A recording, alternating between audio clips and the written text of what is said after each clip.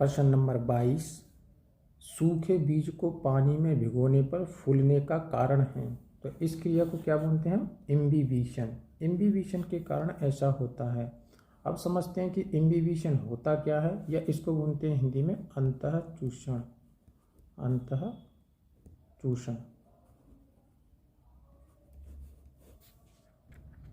जैसे ये आपका बीज है, बीज के द्वारा जो प्रथम बार या किसी भी शुष्क पदार्थ के द्वारा प्रथम बार जो पानी का अवशोषण किया जाता है, उसी को क्या बोलते हैं हम?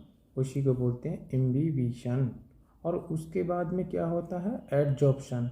दूसरी क्रिया, पहली क्रिया कौन सी होती है? अंतःचूषण। और उसके बाद होता है एडजॉर्प्शन, और एडजॉर्प्शन के बाद होता है आपका एब्जॉर्प्शन। ये 3 शब्द होते हैं जो देखने में और पढ़ने में एक जैसे लगते हैं, लेकिन तीनों का अर्थ आपका अलग होता है। जब लगातार बीज पानी का अवशोषण करता है, उस शब्द के लिए ये शब्द प्रयोग किया जाता है, जिसको बोलते हैं आपका अवशोषण।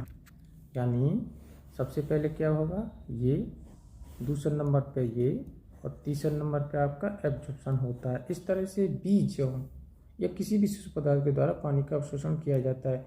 या बरसात के मौसम में देखा होगा आपने, किवाड़ जो होती हैं वो फूल जाती हैं। इनके फूलने का कारण क्या है? इम्बिबिशन।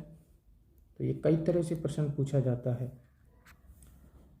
और इसमें बी ऑप्शन दिया हुआ है आपका डिफ्यूजन। ये क्या होता है कि CO2 और O2 पौधे की कोशिका से किसके रूप में बाहर निकलेगी? डिफ्यूजन, या इसको बोलते हैं विसरण।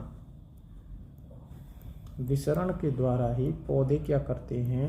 CO2 को कोशिका से बाहर निकालते हैं, तथा वायुमंडल से जो CO2 का अवशोषण होता है या कोशिकाओं के द्वारा किया जाता है, वो भी किसके द्वारा होता है?